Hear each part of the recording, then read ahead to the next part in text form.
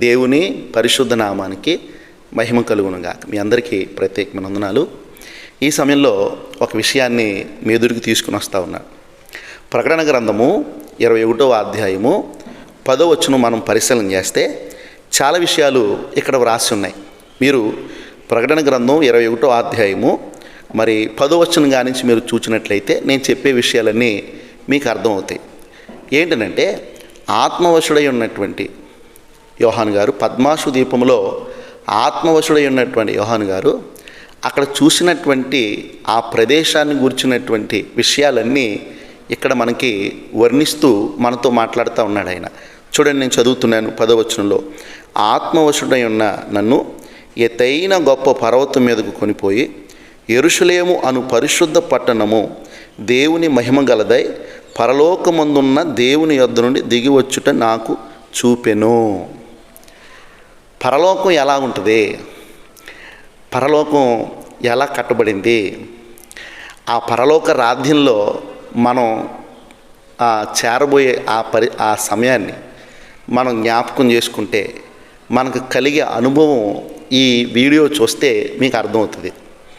ఎందుకనంటే మనం ఈ భూమి మీద చాలా వాటిని చూసాం, చాలా పరిస్థితులను చూసాం, చాలా అందమైనటువంటి ప్రదేశాలను చూసాం.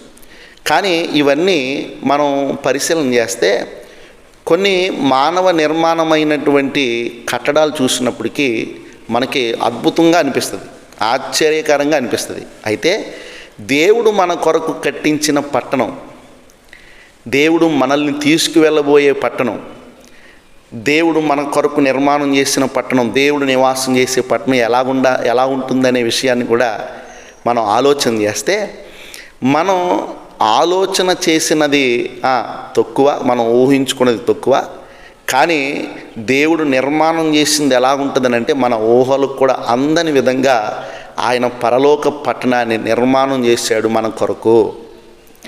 అంతటా అంత మహత్యం కలిగిన ఆ పట్టణంలోనికి నిన్ను నన్ను తీసుకువెళ్ళాలనేటువంటి సంకల్పంతో ఆయన ఈ లోకానికి వచ్చి తనకు తానుగా మరి మన కొరకు బలి అయి తన రక్తాన్ని మనపై ప్రోక్షణ చేసి ఆ దగదగా మెరిసేటువంటి ఆ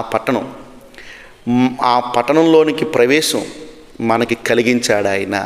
ఒకసారి ఆ పట్టణాన్ని గురించినటువంటి మన ఊహ లేక అందించినటువంటి గ్రాఫిక్స్ వీడియో ఒకసారి చూడండి. పరలోక పట్టణం ఇలా ఉంటుంది అన్నదానికి ఒక నిదర్శనంగా అద్భుతంగా ఈ గ్రాఫిక్స్తో కూడినటువంటి మరి మన ఊహ ప్రకారంగా తీసినటువంటి వీడియోని ఒకసారి మీరు చూడాలని ప్రభుపేట నేను మనవి చేస్తున్నాను. దేవుడు మనకి ఎంత కృపనిచ్చాడో, ఎంత ధన్యతనిచ్చాడో, ఎంత భాగ్యం ఇస్తున్నాడో దీన్ని బట్టి మీరు అర్థం చేసుకునండి.